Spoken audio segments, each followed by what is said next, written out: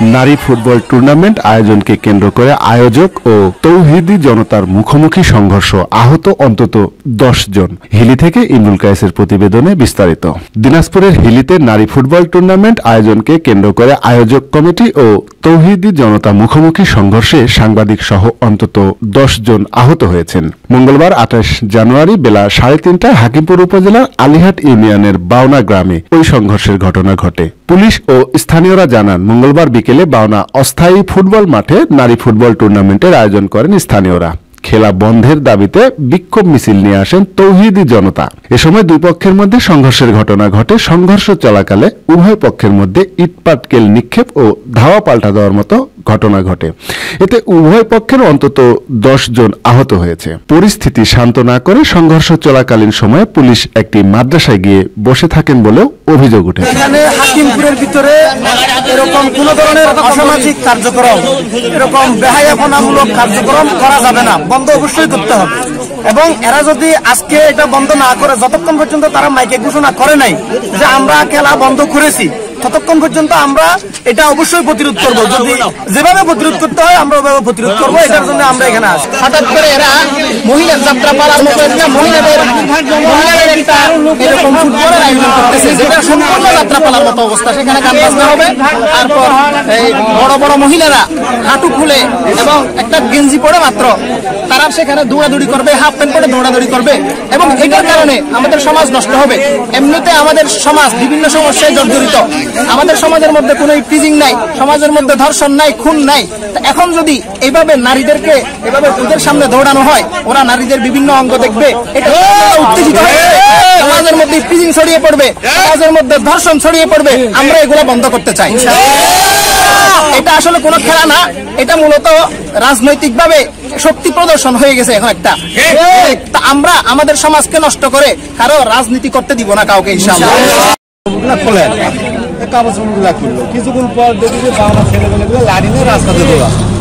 ছেলেরা এই বাংলা ছেলেমেয়ে, আচ্ছা আচ্ছা, লাঠি নিয়ে দৌড়ে গেল। তারপরে আমি কিন্তু এখানে দাঁড়িয়ে কিছুক্ষণ পরে দেখি আমার ঘুরে ফিরে দৌড়াছে। আর জামাতের লোকগুলা ওই মাঠ দিলেন, আসে লাগলো মারাবে। ওগুলা কি জামাতের লোক? হ্যাঁ, চাপলিত না, জামাত কি কয় জানো? আচ্ছা, কি কতক্ষণ মারামারি, কি অবস্থা? আহত টাহত কেউ হয়েছে? না, এখন কেউ পুড়ে থাকার আহত হয়নি। তো 2, 4, 10 বাড়ি দুই পক্ষেই খেছে। আমার শিবিরেরা যারা ছিল কমিটি, তাদের মারপিট করলো এবং ভাঙিয়েছে, মানুষের মাথা ফাটে ফেলাছে। ফাটাইছে মাথা? ওই জামাত শিবিরেরা।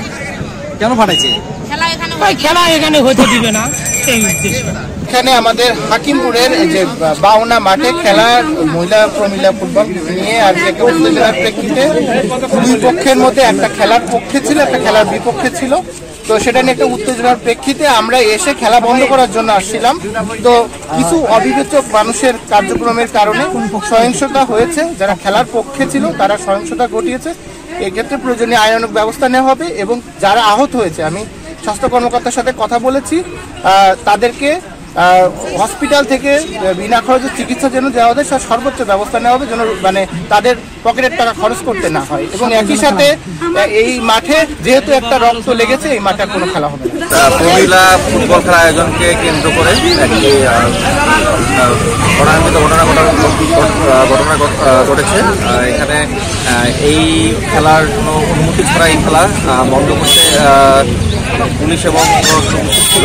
ইতিমধ্যে সাধারণ তৌহিদি জনতার উপর কিছু কতগুলো আক্রমণ চালায়। বর্তমানে এটা আইনি প্রক্রিয়াধীন রয়েছে এবং এই বিষয়ে পুলিশ তদন্ত ব্যবস্থা।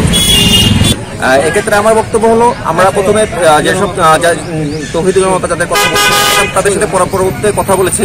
এই বক্তব্যের ক্ষেত্রে ভুল বোঝাবুঝি আছে, আপনি তাদের সাথে কথা বলতে পারেন। আমরা তাদেরকে নিরাপদ দূরত্বে দাঁড়িয়ে রেখে আমরা এই খেলার মাঠ, এই মাঠটা হচ্ছে ডিসপোজ করার জন্য গিয়েছিলাম, যে মাঠটা যাতে হচ্ছে খেলা না হয় এবং সবকিছু যাতে কোনো ধরনের আইন শৃঙ্খলা পরিস্থিতি অবনতি না হয়ে তারা আয়োজকরাই যেন হচ্ছে এই বিষয়টা হচ্ছে সবকিছু খুলে ফেলে, এটা ব্যবস্থা করতে গিয়েছিলাম। এবং আমাদের ম্যাক্সিমাম পুলিশে সে জায়গায় এঙ্গেজ ছিলেন।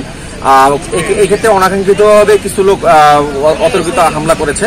আমার মনে হয় যে এখানে আইন শৃঙ্খলা অবনতি হবে না যদি আজকে খেলাটা বন্ধ হয়।